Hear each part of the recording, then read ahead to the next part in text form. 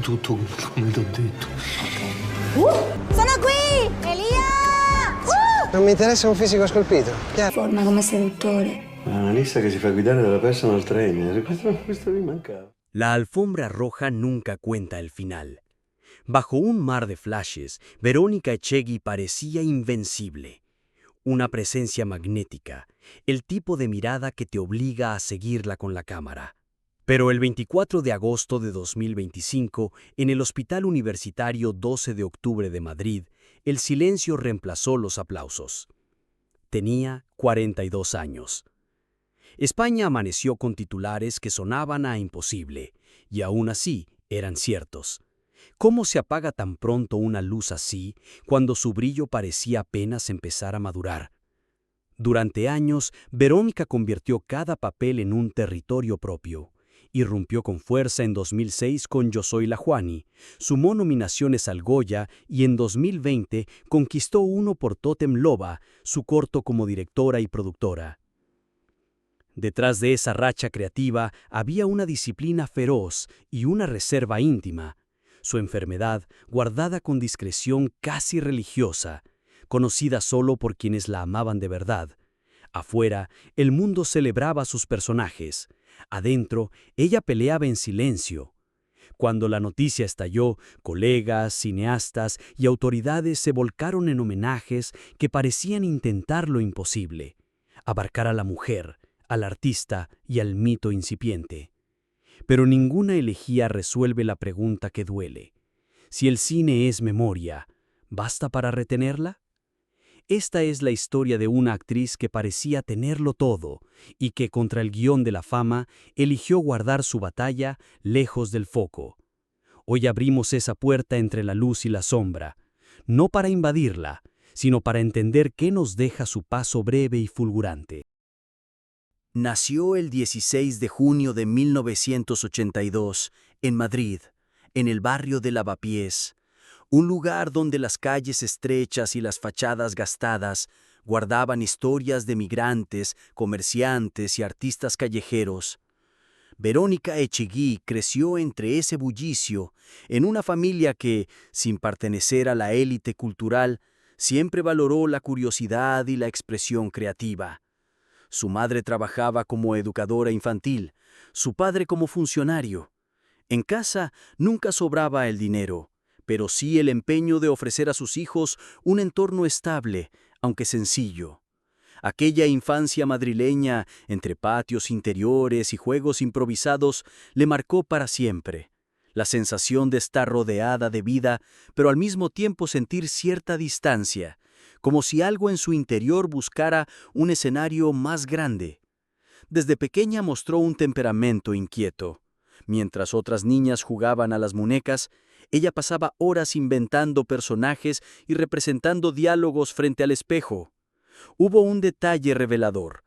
Con apenas 8 años, organizaba pequeñas obras de teatro en el colegio y se empeñaba en dirigir a sus compañeros, exigiendo ensayos y corrigiendo entonaciones. Esa pulsión de contar historias ya germinaba, aunque en aquel entonces pocos lo tomaban en serio. Su entorno más cercano la describía como sensible, intuitiva y con una imaginación desbordante, pero también como alguien marcada por la timidez. La contradicción entre su carácter reservado y su necesidad de expresarse en público fue un motor que la acompañó toda la vida. En la adolescencia vivió momentos de soledad. Madrid en los años 90 no era un lugar fácil para quien soñaba con el cine sin tener contactos en la industria. Echegui sentía que su deseo de ser actriz no encajaba con las expectativas pragmáticas de muchos a su alrededor. Hubo tardes en las que, sentada en su habitación, escuchaba música mientras anotaba frases en un cuaderno, convencida de que algún día esas palabras se transformarían en diálogos. Esa etapa de búsqueda personal la dotó de una sensibilidad especial. Aprendió a observar el dolor ajeno, a identificar silencios y gestos, y a guardarlos como materiales para un futuro que todavía no llegaba. El primer golpe emocional de su vida llegó con la separación de sus padres, un acontecimiento que le dejó un sentimiento de fractura en la adolescencia. Aunque intentó disimularlo, la herida la acompañó y se convirtió en un eco constante en sus interpretaciones. En entrevistas posteriores reconocería que muchas de sus actuaciones estaban atravesadas por esa necesidad de entender la pérdida y el desarraigo. Su dolor íntimo se transformó en un combustible artístico. La escuela tampoco fue un refugio sencillo. Aunque era buena estudiante, los profesores no siempre comprendían su inquietud. Hubo quienes la tacharon de soñadora y le aconsejaron buscar una carrera más estable. Sin embargo, ella encontraba alivio en los talleres de interpretación amateur, donde finalmente podía canalizar su energía. Aquellos pequeños escenarios de barrio fueron su primera trinchera, el espacio donde descubrió que la vulnerabilidad podía convertirse en fuerza escénica. La juventud de Verónica Echegui fue, en definitiva, un tejido de carencias y descubrimientos. No creció entre lujos ni privilegios, pero sí en un entorno donde la resiliencia era parte del día a día. Sus primeros dolores, la distancia familiar, la timidez, la sensación de no encajar, se convirtieron en los cimientos de su autenticidad como actriz. Mientras muchas aspirantes buscaban brillar por la perfección, ella aprendió a brillar mostrando las grietas. Así se gestó el carácter de Verónica Echegui, una mezcla de fragilidad y determinación, de miedo y coraje, de alguien que desde la niñez supo que el arte sería la única forma de reconciliarse con el mundo y consigo misma. En los primeros años de su juventud, Verónica Echegui se debatía entre la incertidumbre de un futuro estable y el magnetismo de los escenarios. Tras concluir el bachillerato, tomó una decisión que muchos consideraron arriesgada: inscribirse en la Real Escuela Superior de Arte Dramático, RESAD, de Madrid. No fue fácil. Ingresar a esa institución exigía talento y disciplina, y ella tuvo que compaginar trabajos temporales para sostenerse mientras estudiaba. Fue en esas aulas donde comenzó a pulir la intuición que ya la había acompañado desde niña, aprendiendo a controlar la voz, a entender la respiración, a dominar el cuerpo como herramienta expresiva. El gran quiebre de su carrera llegó en 2006, cuando a los 24 años protagonizó Yo soy la Juani, dirigida por Bigas Luna. Fue un casting que parecía improbable para alguien sin una trayectoria consolidada. Decenas de actrices jóvenes competían por el papel.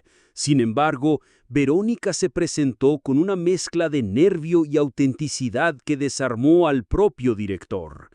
Bigas Luna quedó impresionado por su capacidad de transmitir vulnerabilidad y fuerza al mismo tiempo y decidió apostar por ella. Aquella película, centrada en una joven de barrio con sueños de grandeza, parecía escrita para Echegui.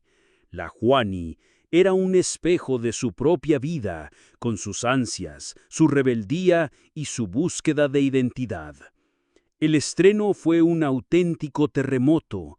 La crítica la reconoció como la nueva Penélope Cruz, pero Verónica se cuidó de no aceptar el rol de simple sucesora. Con Yo soy la Juani, no solo conquistó al público, sino que también recibió su primera nominación al Goya como Mejor Actriz Revelación. Ese reconocimiento marcó el inicio de una década en la que su nombre aparecería repetidamente en las nominaciones más importantes del cine español.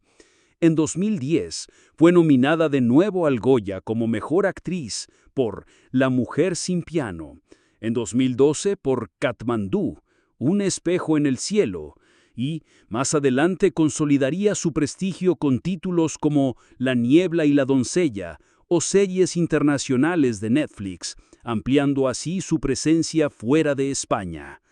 Pero el camino no estuvo libre de obstáculos. En más de una ocasión, Verónica se encontró con rechazos que la hicieron dudar. Hubo audiciones que parecían perfectas para ella, y sin embargo los papeles fueron a parar a otras actrices más conocidas.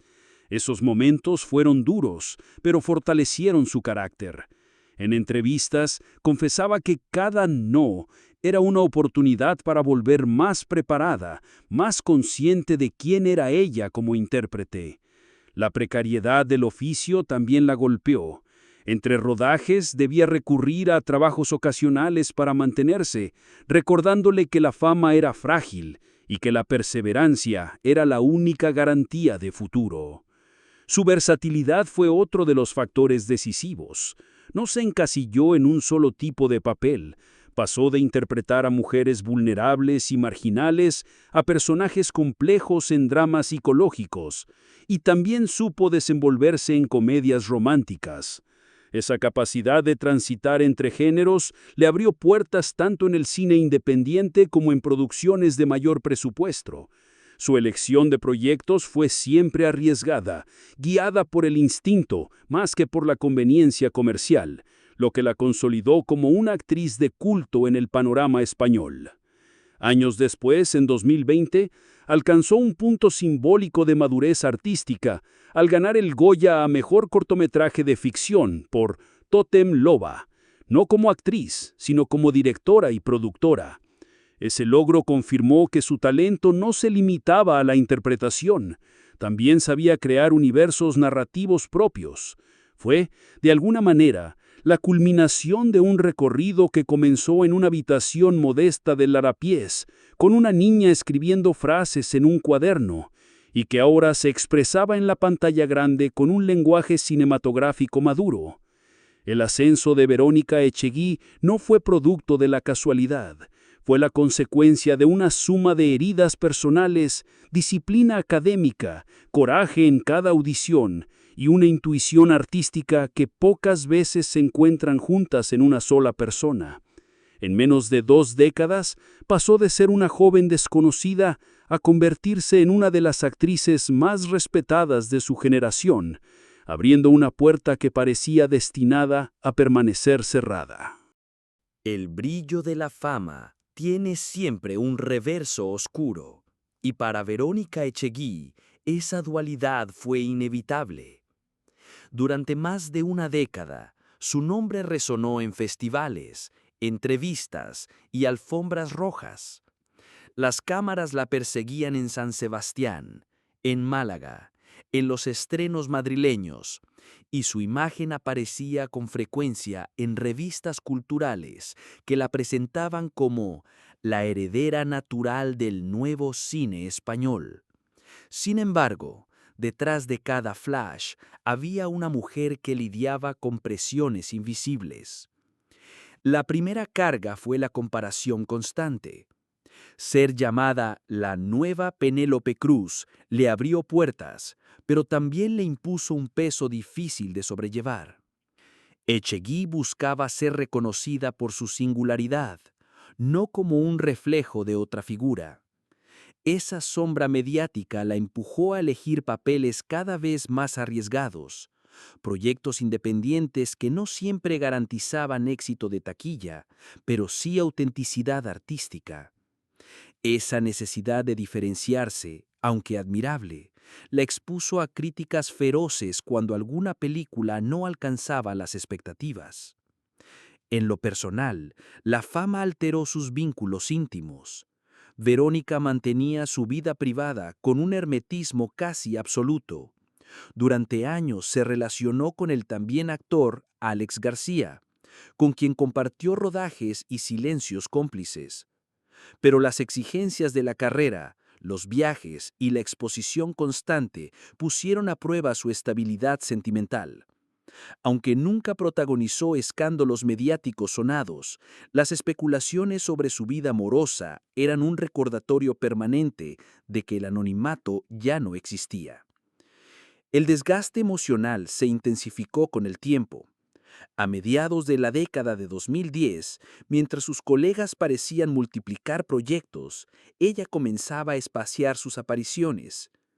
Hubo quien lo interpretó como una estrategia selectiva. Sin embargo, en su círculo más cercano, se sabía que Verónica enfrentaba episodios de cansancio físico y mental. La presión por mantenerse vigente en una industria voraz se mezclaba con un sentimiento de fragilidad. Ella misma en entrevistas admitió que a veces dudaba de su lugar en el cine, como si el reconocimiento nunca fuera suficiente para callar la inseguridad interna. Fue también en esos años cuando el diagnóstico de cáncer irrumpió en su vida. No lo comunicó públicamente. Eligió librar esa batalla en silencio. Mientras tanto, seguía asistiendo a rodajes y festivales, ocultando tras su sonrisa y su profesionalismo un dolor que solo su familia y allegados conocían. En retrospectiva, muchas de sus interpretaciones de aquella etapa adquieren una resonancia especial. Personajes que transitaban la pérdida, la resistencia y la vulnerabilidad parecían espejos de su propia experiencia. Esa lucha secreta marcó un contraste devastador. Mientras en la pantalla aparecía fuerte, magnética y vital, en la intimidad libraba un combate físico que desgastaba su cuerpo. Las sesiones médicas, los tratamientos y el agotamiento convivían con ensayos, entrevistas y compromisos públicos. La tensión de mantener esa fachada, de no mostrar debilidad ante un medio implacable, fue el precio más alto que pagó por la fama. En lo artístico, sin embargo, nunca dejó de brillar. Su salto a plataformas internacionales como Netflix con la serie Tres Caminos 2021 demostró que aún tenía mucho que ofrecer. Pero esa visibilidad global llegó en un momento en que su energía ya estaba mermada.